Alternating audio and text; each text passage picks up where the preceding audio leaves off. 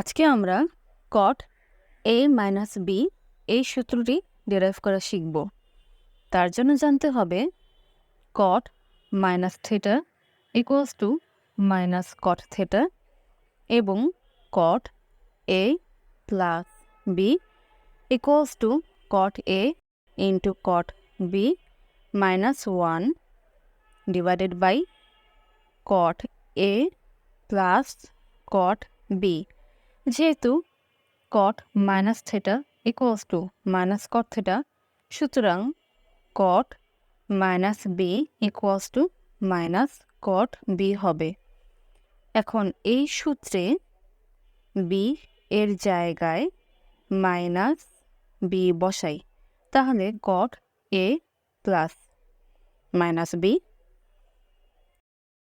Equals to cot a into cot minus b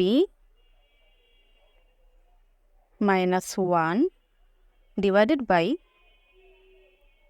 cot a plus cot minus b।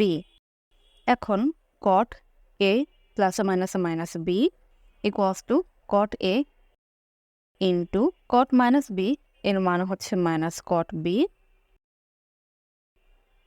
minus 1 divided by cot a plus cot minus b এর মান হচ্ছে minus cot b। তাহলে cot a minus b equals to minus cot a into cot b minus 1 divided by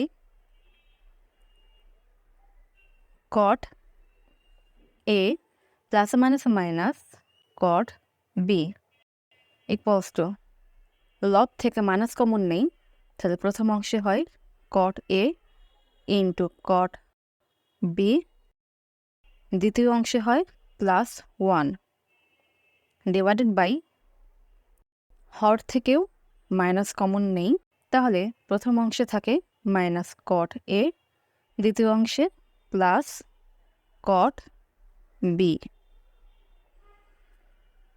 এখন হর এবং লব থেকে minus minus কাটাকাটি করি, তাহলে cot a into cot b plus 1 divided by cot b minus cot a হবে।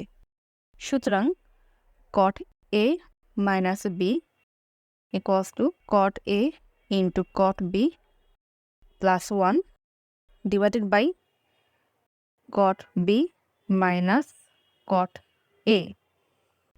এই সূত্রটি আরও অনেকভাবেই বের করা যায়, তোমরাও চেষ্টা করে দেখো।